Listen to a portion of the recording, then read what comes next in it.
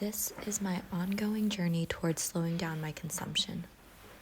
In high school, when I started having disposable income from my tutoring job, I just started buying things. I would tell myself one $50 item a month. Of course, it wouldn't actually be that way. I would see 2 pairs of shoes that month and forget I had bought the first pair of shoes.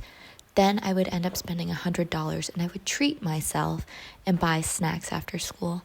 Similar pattern happened when I went to college, but this time with more money from a side job, I would increase my expensive item to $100 a month. I was privileged in that I didn't really have to pay for anything else when it came to college-related things. I would buy clothes and shoes, putting in the research and determining that I am buying a higher quality good, which is better than buying multiple cheaper items that might not last as long. And I would justify it by saying I'm buying one product compared to buying 5. I would go thrift shopping to justify my purchases of not contributing to new items. I think I was on the right path, but I still had so much stuff. I thought I was consuming slowly compared to others, but in reality, I was still buying items every week and maybe a major purchase once or twice a month. For me, I could feel I was accumulating a lot of stuff. When I graduated college, I got my first full-time job, and then I went wild. Especially that first year, I bought my first designer purse after contemplating it for several months. That kickstarted me to buying those luxury products twice a month or every month. My perceived budget for myself increased to $400 or $500 for a nice monthly item, which I knew full well wasn't exactly monthly. Sure, I was still saving money and contemplating my purchases, but I felt that I was still buying things so regularly and often.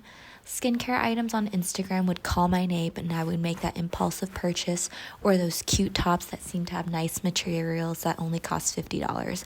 What a bargain. These are the things I would tell myself. During that time, I bought multiple expensive purses, and although I don't regret them, I do regret buying them so quickly, as if I had a deadline to purchase. I knew I needed to do something to slow down my bag purchases, which was really making a dent in my checking account. I started watching Colorful Noir. She talked about paring down your closet and only having those essential items. I started changing my mindset slowly. I cleared out my closet and did that Marie Kondo thing, where if it sparked joy, I would keep it. If it didn't, I would get rid of it. It wasn't that successful the first time because I had more sentimental objects, but I would do this every month and my closet began to shrink.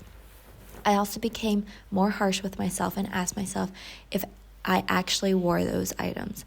I realized I had so much unnecessary clothing, and after clearing those things out, your mind also begins to clear up.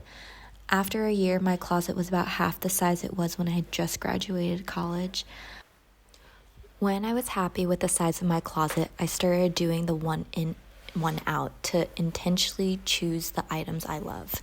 For example, I had so many puffy down coats that I didn't wear all that much, and I sold a couple of those to make room for my wool coat collection and a down coat that I actually love and enjoy wearing.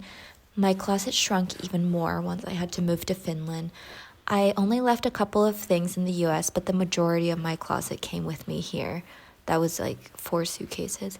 I haven't bought clothing in several months because I really built my closet to include everything I love.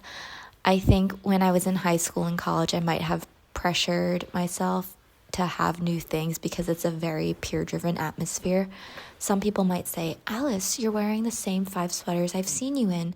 Now I'm really dressing for myself, and it doesn't matter to me if I have 5 sweaters on rotation because I truly love those 5 sweaters. I'm still a shopaholic and will buy random things on a whim, still skincare related, but it's happening less frequently now, and I'm trying to apply it to other areas of my life, like skincare, but not shoes yet. And I'm not that perfect sustainable green girl when it comes to fashion, but putting in the thought and choosing items you really love and will get the wear out of will be something that actually helps the earth. For me, being happy with every single item in my closet has made me not want more things. And I think this is how I've started my slow consumption journey.